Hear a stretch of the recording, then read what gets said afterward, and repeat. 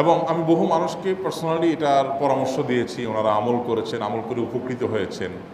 এরকম বহু মানুষ আছেন। বৃদ্ধ মানুষ, বাবা ক্যান্সারে আক্রান্ত হয়েছেন অনেক দেরিতে, আল্লাহ তাআলা অলৌকিকভাবে সাহায্য করেছেন। হ্যাঁ, কখনো যদি আল্লাহ তাআলা এই আমলগুলো করার পরও আমার বিপদ দূর না করেন, তাহলে হয় আমার আমলের মধ্যে কোনো ত্রুটি ছিল, অথবা আমার এই বিপদ দূর না হওয়ার মধ্যে আমার জন্য কোনো কল্যাণ নিহিত ছিল।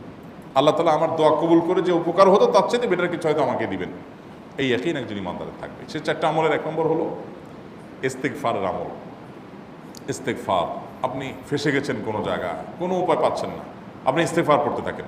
আস্তাগফিরুল্লাহ ওয়া আতুবু ইলাইহি, আস্তাগফিরুল্লাহ ওয়া আতুবু ইলাইহি, আস্তাগফিরুল্লাহ ওয়া আতুবু ইলাইহি, আস্তাগফিরুল্লাহ, আস্তাগফিরুল্লাহ, আস্তাগফিরুল্লাহাল্লাযী লা ইলাহা ইল্লা হুয়াল হাইয়ুল কাইয়্যুম ওয়া আতুবু ইলাইহি ওয়া লা হাওলা ওয়া লা কুওয়াতা ইল্লা বিল্লাহ।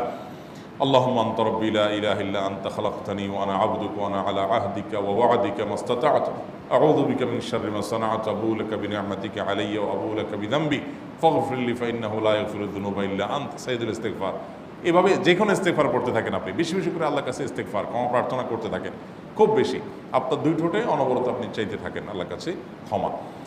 এই ইস্তেগফার সম্পর্কে নবী করিম সাল্লাল্লাহু আলাইহি ওয়াসাল্লাম বলেছেন, মাল্লাজিমাল ইস্তেগফার, যে ব্যক্তি ইস্তেগফারকে আঁকড়ে ধরবে, আঁকড়ে ধরা মানে কি, এটা ছাড়বে না, সে পড়তেই থাকবে অনবরত।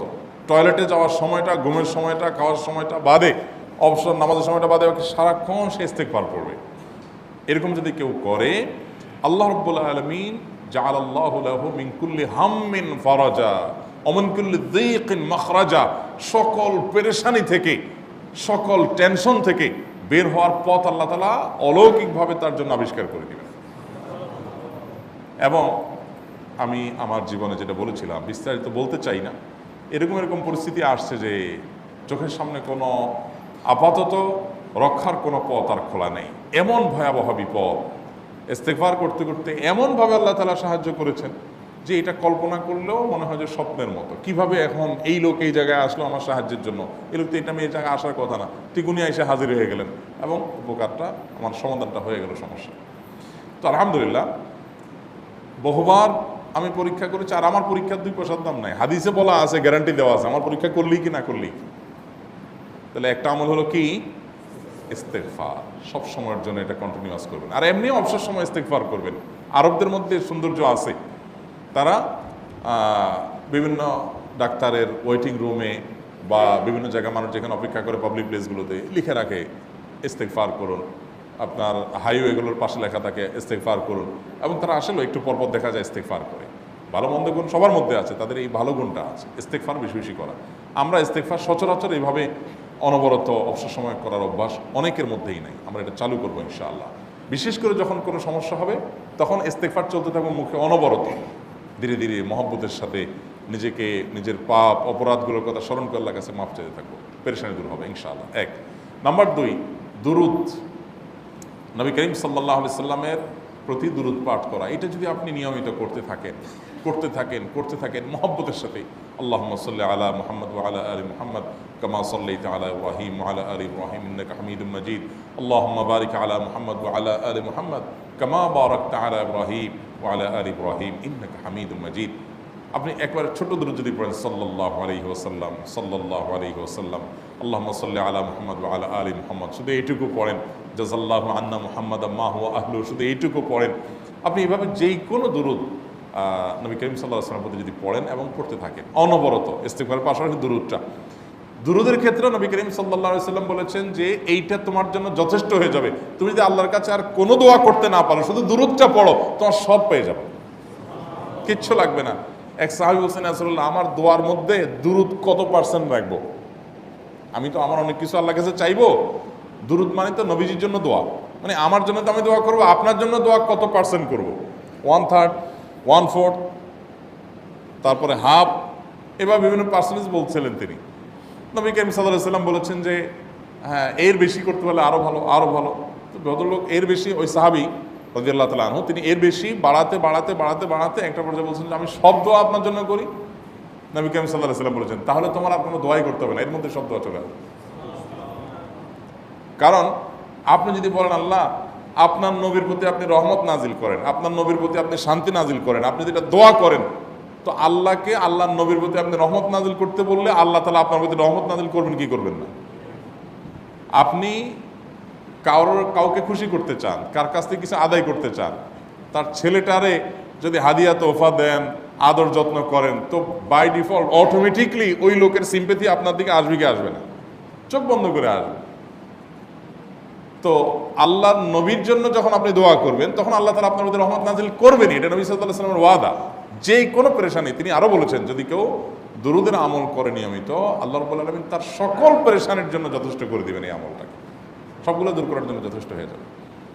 এই দুরূদের আমলটা আমি দেখেছি সুবহানাল্লাহ গুলির মতো কাজ করে। আজকের ঘটনা, এক ভদ্রলোক সকালে একটা টেলিভিশন চ্যানেল, বেসরকারি চ্যানেলে প্রোগ্রাম শেষ করে নামছিলাম লিফটে, তো উপস্থাপক উনি বলছিলেন যে ভাই, মানে দুরূদের আমল পড়ে আমি কিছুদিন আগে একটা ইয়াতে মানে এমন একটা অবস্থা যে এইটা থেকে বের হওয়ার কোনো পথ আর নাই, শুরু করলাম দুরূদ অনবরত। এরপরে আল্লাহ তাআলা আমাকে এমনভাবে উদ্ধার করলেন আমি কল্পনা করতে পারিনি। আলহামদুলিল্লাহ এই আমলগুলো করে অনেক ভাইরা আমাকে অভিজ্ঞতা জানাইছেন যে আলহামদুলিল্লাহ তাদের অভিজ্ঞতা হলো কি। হ্যাঁ, ওই যে বললাম কখনো যদি আল্লাহ তাআলা আপনার দোয়া কবুল না করেন তাহলে হয় আমার ত্রুটি আছে, আর না হলে আমার জন্য আল্লাহ তাআলা এর চেয়ে বেটার কিছু রেখেছেন, আমি সেই ইয়াকিন রাখবো ইনশাআল্লাহ বিইذنিল্লাহ। আর এই দোয়াতে সমাধান হবেই হবে, সে বিশ্বাস থাকতে হবে। নবী করিম সাল্লাল্লাহু আলাইহি ওয়াসাল্লাম বলেছেন, হাদিসে কুদসিতে আল্লাহ বলেছেন, আনা ইনদা যান্নি আবদি বি, বান্দা আমার প্রতি যেমন ধারণা করে আমি তেমন আচরণ করি।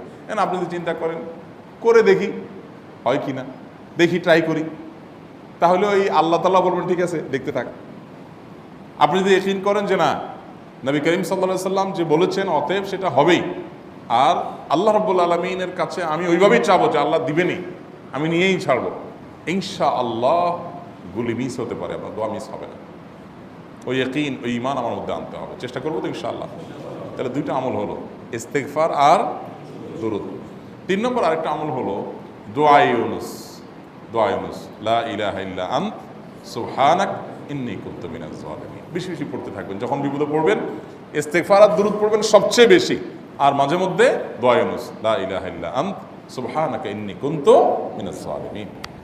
আল্লাহ সুবহানাহু ওয়া তাআলা কোরআনে কারীমে এই দোয়ার পরে বলেছেন ওয়াকাযালিকা নুনজিল মুমিনিন। এই দোয়া পাঠ করার মাধ্যমে ইউনুস আলাইহিস সালামকে পৃথিবীর ইতিহাসের সবচেয়ে অলৌকিক ঘটনা, সকল সায়েন্স, সকল আপনার বিজ্ঞানের তত্ত্ব সবগুলোকে আপনার সবগুলোর বিপরীতে বা সবগুলোকে আপনার ভুল প্রমাণ করে দিয়ে ওই জায়গাটার জন্য আল্লাহ তাআলা ইউনুস আলাইহিসকে মাছের পেটে ঢোকার পর সেখান থেকে আবার জীবিত রেখে বের করেছেন। অক্সিজেন অভাবে সেখানে এমনি মারা যাওয়ার কথা, আরও নানা কারণে মারা যাওয়ার কথা, তাই না? কিন্তু আল্লাহ তাআলা তাকে রক্ষা করেছেন, কারণ উনি এই বিপদে পড়ার পর থেকে এটা পড়তেছিলেন, লা ইলাহা ইল্লা আনতা সুবহানাকা ইন্নী কুনতু মিনাজ জালিমিন। তো আল্লাহ তাআলা কোরআনে বলেছেন এটা ইউনুস, তার নবী ইউনুস আলাইহিস সালামকে আল্লাহ তাআলা এর মাধ্যমে রক্ষা করেছেন, সেটা তার জন্য খাস না, এটা তার জন্য স্পেশাল না, বরং আল্লাহ বলেছেন ওয়াকাযালিকা নুনজিল মুমিনিন, এটা দিয়ে আমি তাকে রক্ষা করেছি, একইভাবে ঈমানদারদেরকেও এইটার মাধ্যমে রক্ষা করব। এটা বড় অস্ত্র পেয়ে গেলাম। দোয়া ইউনুস বেশি বেশি পড়বো ইনশাআল্লাহ, লা ইলাহা ইল্লা আনতা সুবহানাকা ইন্নী। আমার দেশে আবার দেখা যায় বিপদ হয়ে গেলে তখন হুজুর ভাড়া করে যে ভাই আপনারা সবাই মিলে এটা 1 লাখ বার পড়ে দেন, 1.25 লাখ বার পড়ে দেন, টাকা দিব আপনারা পড়ে দেন। আপনারটা আপনি পড়বেন ভাই, হুজুরদের কাছে দোয়া চান সমস্যা নাই, আর হুজুরদেরকে খাটায়া টাকা দিবেন কেন, এমনি টাকা দিবেন না দিয়া। আর এই দোয়া নিজে নিজে করতে থাকবেন। ইউনুস আলাইহিস সালাম ওই সময় কি লোক ঠিক করছিলেন যে ভাই আপনারা সবাই দোয়া ইউনুস পড়েন, আমি গেলাম, আমি মাছের পেটে গেলাম, আপনারা বসেন সবাই দোয়া ইউনুস পড়া দেন, করছেন উনি, ওনারটা উনি করছেন, তো আপনারটা আপনি শুরু করবেন দোয়া ইউনুস না। 4 নম্বর আমল হলো ইয়া যাল জালালি ওয়াল ইকরাম, এটা বিশেষ করে পাঠ করবেন। নবী করিম সাল্লাল্লাহু আলাইহি ওয়াসাল্লাম বলেছেন আলিযু বিয়া যাল জালালি ওয়াল ইকরাম, ইয়া যাল জালালি ওয়াল ইকরাম, এইটাকে তোমরা আঁকড়ে ধরবে। ইয়া যাল জালালি ওয়াল ইকরামের মানে কি? এটা আল্লাহকে ডাকা, আর কিছু না, এবং হাদিসে বর্ণিত দোয়া, এটা মাসনুন দোয়া। ইয়া যাল জালালি ওয়াল ইকরাম মানে হে মহা ক্ষমতার অধিকারী, প্রতাপশালী এবং সম্মানের মালিক, এটা বলার মানে হলো আল্লাহর কাছে নিবেদন করা, যেহেতু আপনার প্রতাপ আছে, আপনার জালাল আছে, আপনার বড়ত্ব আছে, হে বড়ত্বের অধিকারী এবং হে সম্মানের অধিকারী, আপনার যেহেতু আল্লাহ তাআলা এটা, আপনার যদি এটা আছে, অতএব হে আল্লাহ আপনি আমাকে এটা দান করুন, আপনার সেখান থেকে আমার প্রতি রহম করুন, আপনার সেখান থেকে আমাকে, আপনার বড়ত্ব থেকে আমাকে আপনি হেফাজত করুন, আপনার একরাম থেকে আমাকে আপনি, তা দিয়ে আপনি আমাকে রহম করুন। তো সেই দোয়া আল্লাহ তাআলার কাছে নিবেদন করতে পারি, ইয়া যাল জালালি ওয়াল ইকরাম। এর পাশাপাশি তাহাজ্জুদের নামাজ, এবং যে কোনো নফল নামাজ। কারণ নবী সাল্লাল্লাহু আলাইহি সাল্লাম ইজা হাজাবাহু আমরুন সাল্লাহ, নবীজি সাল্লাল্লাহু আলাইহি সাল্লামের কোনো পেরেশানি শুরু হলে আগে ওযু করে 2 রাকাত নামাজ পড়তেন, ওযু করে 2 রাকাত নামাজ পড়তেন। আমাদের যখন পেটে ব্যথা শুরু হয় আগে কার কথা মনে পড়ে? ডাক্তারের কথা মনে পড়ে। যখন গায়ে জ্বর আসে সবার আগে মনে পড়ে কিসের কথা? নাপা, নাপা, ঠিক না? জ্বর আসছে গায়ে, সবার আগে আমরা কি চিন্তা করি? নাপা। নাপা আপনি চিন্তা করেন, খান, নিষেধ না তো, ওষুধ গ্রহণ করা সুন্নত। নবী সাল্লাল্লাহু আলাইহি সাল্লাম নির্দেশ করেছেন ওষুধ সেবন করতে, আপনি করেন, ভালো কথা। কিন্তু ইমানদার সব কিছুর আগে ব্যথা আসছে, তাহলে ব্যথার জন্য একটা ওষুধ দোয়া শিখেছেন, দোয়াটা আগে করবে, পাশাপাশি ওইটা করবে। এলো ইমানদারের কাজ। আমরা আজকাল ইমান থেকে অনেক দূরে সরে গেছি। আল্লাহ আমাদের সেই ইয়াকিন দান করুন। তাহাজ্জুদের সময় দোয়া, অনেক বেশি দোয়া কবুল হয়। তাহলে 4টা আমল ইনশাআল্লাহ আপনাকে এই ভয়াবহ বিপদ থেকে উদ্ধার করার জন্য সাহায্য করবে ইনশাআল্লাহ। সে ইয়াকিন নিয়ে করবেন। সেই সাথে as-সাদকাতু তারদুল বালা, দান সদকা করা, অন্যান্য যে আমলগুলো আছে টুকটাক সেগুলোর সাথে সাথে চালানো। বাকি এই 4টাকে বেসিক্যালি একটু জোরভাবে করতে থাকা।